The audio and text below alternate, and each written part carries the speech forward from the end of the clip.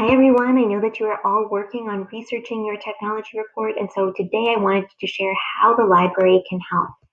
In the previous video, we looked at how you can search strategically for evidence for your technology report using the library website, searching on Google, Google Patents, as well as Google Scholar.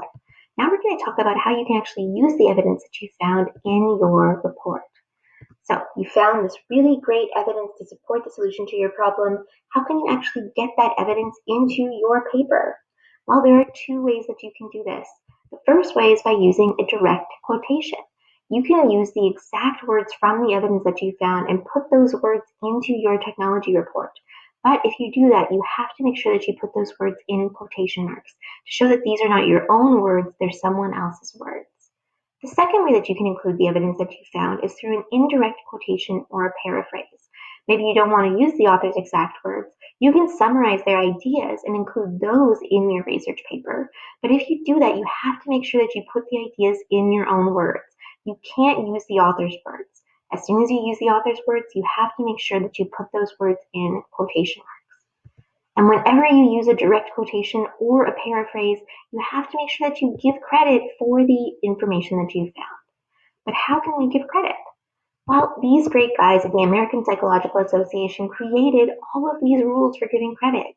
And it's really important that we follow the rules and show where we gave credit properly so that our readers can see where we got our information from, they can verify that we're using that information correctly, and they can go learn more about that information as well. Fortunately, there's lots of help available. On our library website, we have access to an APA-style library guide. You can access the guide either through the website or at the link on the screen here. We have tons of examples and support available to help you with your APA. You can also access this guide directly through your eCentennial course shell. On the homepage of any eCentennial course, you'll see the Library Learning Resources tab. Just click on that and you'll be able to access the APA-style guide. So today, we looked at how we can get started accessing library resources, how we can find background information to support our technology report, how we can search strategically to find quality evidence, and then finally, how we can use the information that we found by citing it with APA. But if you need more help, you can always get in touch with the library.